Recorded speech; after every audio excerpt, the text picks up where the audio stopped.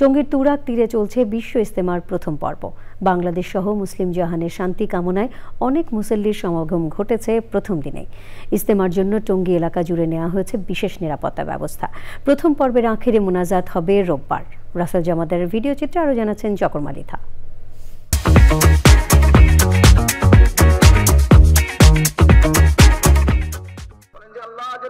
বৃহস্পতিবার মাগরিবের নামাজের পর বয়ানের মধ্য দিয়ে শুরু হয় মুসলমানদের দ্বিতীয় বৃহত্তম ধর্মীয় জমায়েত বিশ্ব ইজতেমার প্রথম পর্ব। শুক্রবার ভোরে ফজরের নামাজের পর থেকে চলতে থাকে টানা বয়ান। মহান আল্লাহর সন্তুষ্টি লাভের আশায় ইজতেমায় অংশ নিচ্ছেন দেশ বিদেশের কয়েক লাখ মুসল্লি। এই ইজতেমাকে সফল করে ইনশাল্লাহ এই কামনা করি আর কি। আমরা ইজতেমায় আসি ওয়াজ নসিহত শুনে ইবাদতের জন্য আসি। এখানে আল্লাহর কাছে দোয়া করি সবার কাছে সবাই শান্তিতে থাক, দেশে আল্লাহ ভালো রাখুক। নিরাপত্তায় মোতায়েন করা হয়েছে বিভিন্ন সংস্থার কয়েক হাজার নিরাপত্তা কর্মী।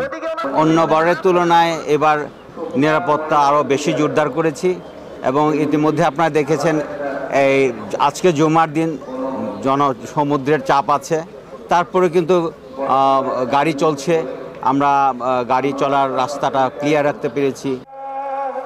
দুপুরে এ মাঠেই অনুষ্ঠিত হয়েছে জুমার নামাজ। নামাজ আদায়ে নদীর পাড়েও কাতার করেন মুসল্লিরা। তাবলিগ জামাতের সুরা সদস্য মৌলানা মোহাম্মদ জুবায়ের তুরাগ নদীর পশ্চিম পাড়ে উত্তরা অংশে দাঁড়িয়ে বিশাল এই জামাতের ইমামতি করেন। শুক্রবার জুম্মার দিনে ইজতেমা মাঠের অন্যতম অনুষঙ্গ একসঙ্গে বিশাল জামাতে জুমার নামাজ আদায়।